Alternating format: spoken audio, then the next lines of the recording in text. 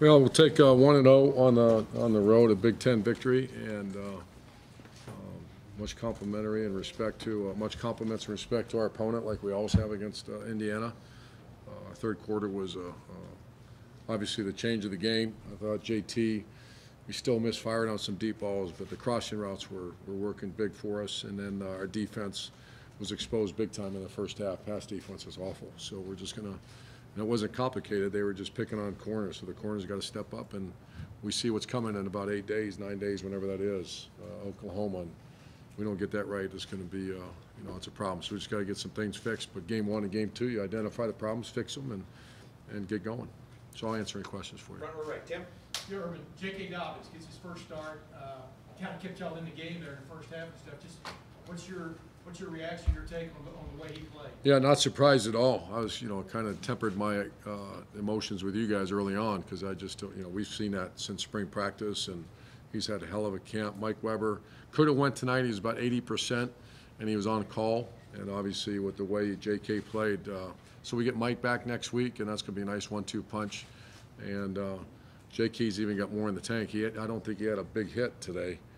His long was only 35, and he's got breakaway speed, so it was close a few times. Was the pass to Campbell, was that the turning point play? Was that the kind of play? Yeah, I think so, and just the defense starting to, narrow, start to play a little better. And I think that they had 95 plays. My goodness, 65 passes. We only had 5 sacks, so that's, there's going to be a bunch of exhausted people tomorrow. Nick, front row right.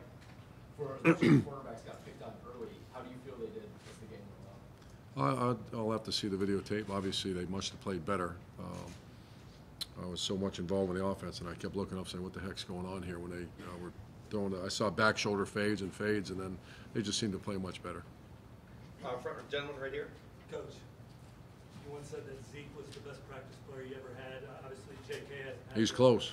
Same amount of body. Yeah. What intangibles have you seen from J.K.? Yeah, he's very similar to Zeke. I mean, they're very similar about the way he works. He handles his business like a pro. I mean, he walked in as a grown man, and we're happy to have him. Front row right here, Austin. Really, not to make this all about J.K., but do you share the Wally Pipp story with these guys, or does what he did tonight change your mind at all about? If I walked in that locker room and saw Wally Pipp, they'd look at me like I had 9 heads. How many players do you think know that? Maybe you could enlighten them about. Yeah, I mean that's life in a big city. However, Mike's a hell of a player, and if Mike Weber wasn't a worker and a grinder, but he's a hell of a player, and he's in the best shape of his life, and we're anxious to get him back. Far back, Tim. Urban, what does it say about Paris that he was able to kind of keep his head in the game after that drop? Oh, I think we had 2 of them. Yeah, those are just something we got to get better at. It's been a minute since we've hit some deep balls around here. We should have had a couple today. Ari. Urban, you guys missed on a few deep balls, as you mentioned, and Paris had that drop. How do you look at what you saw from the sideline and analyze the way the receivers produced today? Do you think that was up to snuff from what you guys thought it was going to be? I think it's a good first game. I think obviously we made such an emphasis on deep balls, and it's somewhat disappointing that we didn't hit a couple of them, but that's why we go to work, give them a day off tomorrow, go back to work on Saturday and get ready to go. Effort's there. Our receivers, I thought, played their tails off. We just got to execute that. I thought they blocked the perimeter. I thought they did an excellent job when they turned and got body on body when each other caught the pass. Johnny Dixon's and Paris's were great downfield blocks afterwards. So we'll get better on the deep ball. Everything else is outstanding. Talk a lot about Johnny's in the spring and stuff, to see him not only be healthy, but to make that play that he made, to make it through fall camp without another knee setback. Didn't know that he had that kind of breakaway speed. Is that the type of playmaking ability that you anticipate that he's? Yeah, I'm with you. I didn't know that. I kind of knew it because of spring, and for 3 years we didn't know it. But he's healthy. His mind's great. He's selfless right now. Also blocked very well. So it was great to see that. That's one of the good stories of college football right now. We'll go a couple more for Coach Meyer over here on the left. Bill. Urban, you knew Richard Flego has a big arm. How concerned were you about the way that he could and did light you up in the first 2.5 quarters? And what adjustments did you guys make to? Well, we played a little more coverage. That means we dropped some people out, and we're kind of a.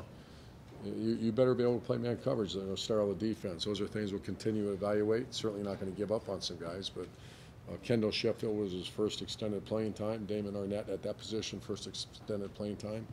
And Denzel Ward should have probably played a little better than he has. So that's what this whole week's about. We'll reevaluate after watching the film.